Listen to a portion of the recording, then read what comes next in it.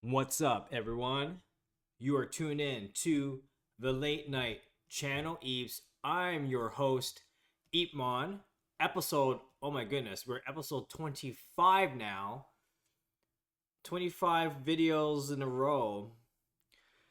And yeah, I guess can't believe 20, almost a month of doing it.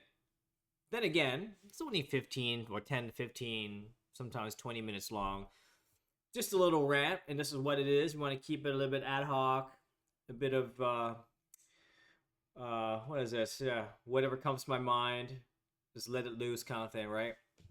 So what I'm going to talk about today? Well, I'm just going to talk about sort of how my day went today. Quite frankly, um, I would never suspect that I would be juggling with so many different things, projects at the same time.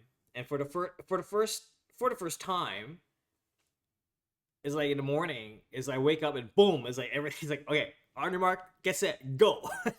And I'm like emailing people requesting this, making sure that the quote is correct in timing for this event. And then I have like a bunch of speaking engagements that are coming up, and then preparation for panel discussions, AGMs, testimonials.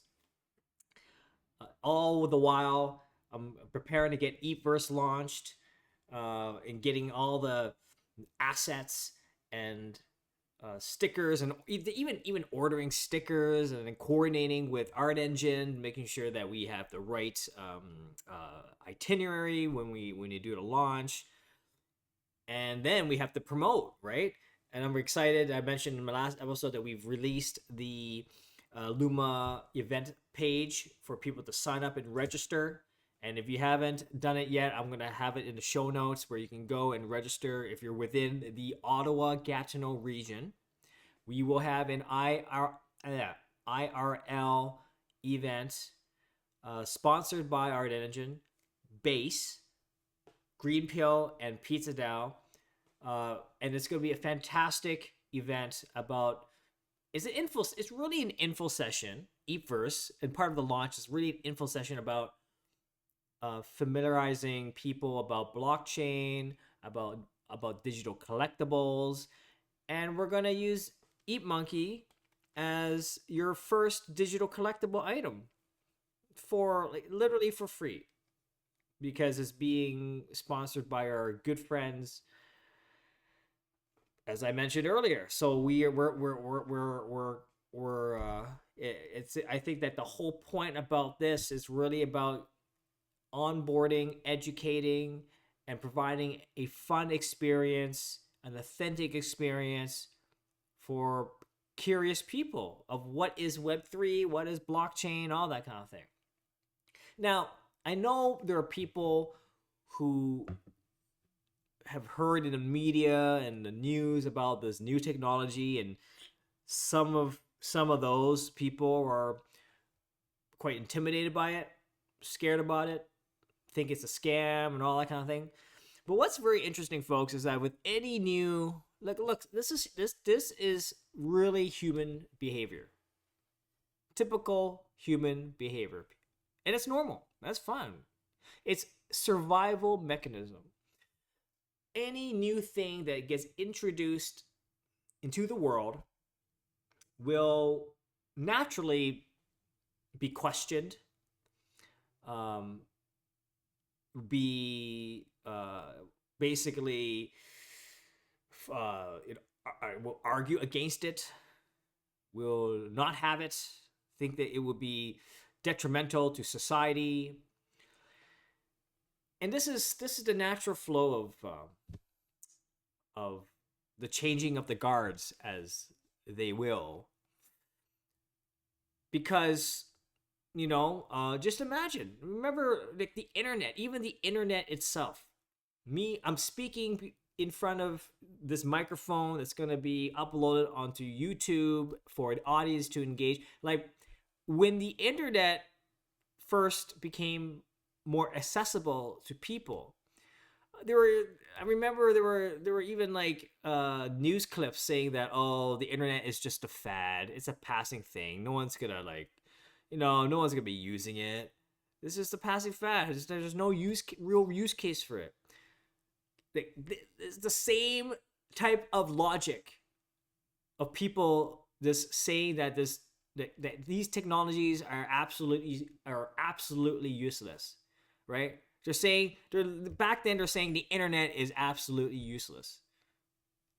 I'm sorry, but do you know how misinformed those people were?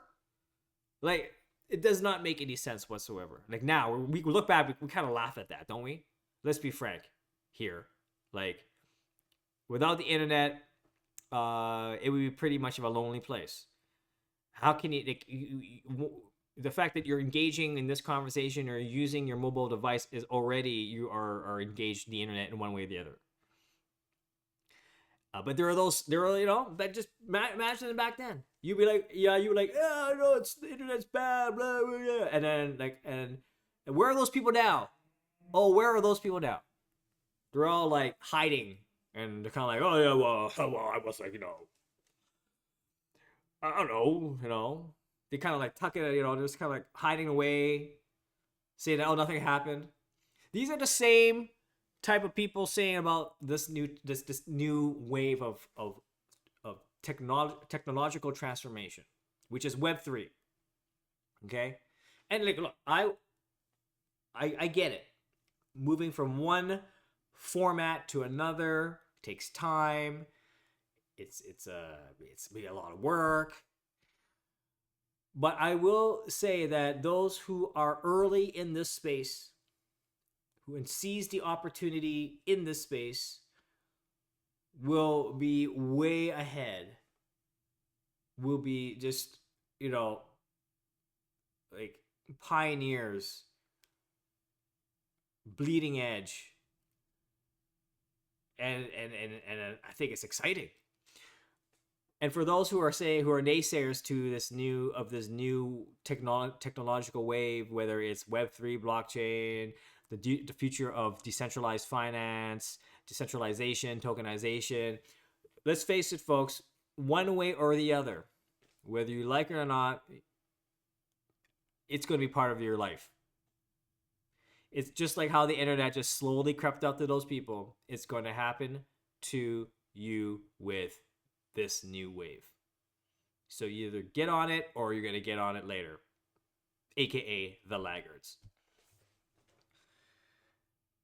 For me, having been through the web, basically a bit of Web 1, Web 2, and now Web 3, like, even I myself caught myself thinking, oh man, this new technology, it's just like, so what's gonna happen? I don't like, what is this new thing? But you know what? Then I said to myself, shut up. I said to myself to shut up and own up to this new wave of opportunity, technology, and embrace it. This is gonna be learn from it instead of just like listening to what the media has to say. You have to just get yourself deep into that world and understand what it is and why it is, why everyone's like, why people are so embracing this new technology. Like, what is with this thing? And time and again, I remember, it's just, not only the internet was when technology came around, like even the printing press. The printing press was like really pissed off a lot of people who were like, painters. They were so angry at that. Traditional painters were so angry at photographers. Why should I paint when now you can paint the perfect picture? So it's like this, folks. I'm kind of ranting on this, but I really think that, okay, it's cute. All right, I know you're not happy about it, but look, you better be accountable, take some responsibility, and instead of just like listening to what he or she, they, Joe Schmo, whatever says about that and how negative it is, perhaps you should do a bit of your due diligence and investigate what this is all about. I'm telling you, folks, the Web3 world is a game changer, and it's gonna be such a breath of fresh air for all communities once this becomes um, accessible to everyone. It's gonna be. It's happening real soon. It's happening real soon. Wow. Okay, I kind of ranted hard on that. That's crazy. Anyway, that was the big tangent. My apologies. That was the Web3 talk. But otherwise, Eatverse, yes, that's gonna go hard. I'm excited about that. This is a new venture for me, and a couple of speaking engagements, more projects, more art murals are happening. I gotta get ready for that.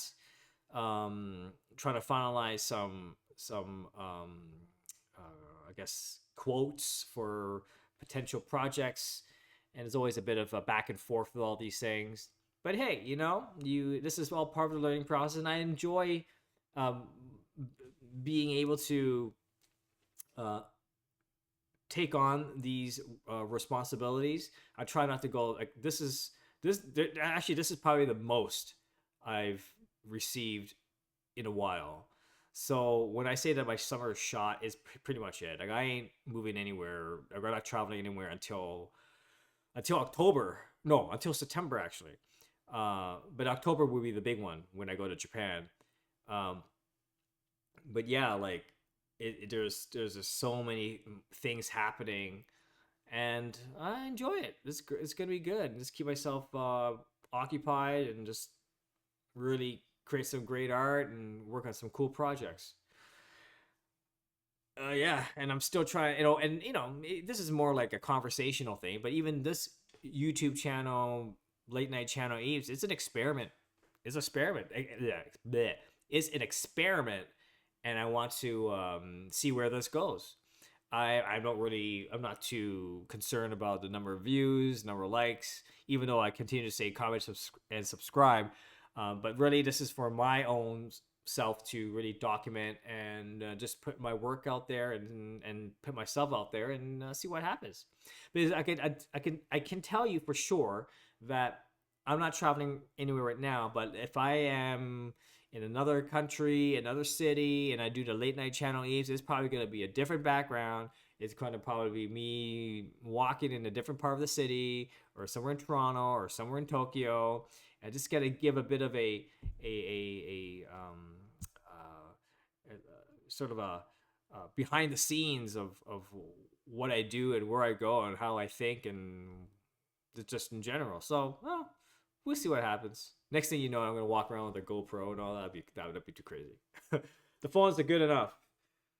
But yeah, it's been really good. And today also, I was at a family, almost like family reunion that one of my good friends, she celebrated for, or she has a baby, and they came all the way from Edmonton. So I haven't seen them like, they used to live in Ottawa, but they're like all the way from Edmonton, and it's been such a long time since I saw her.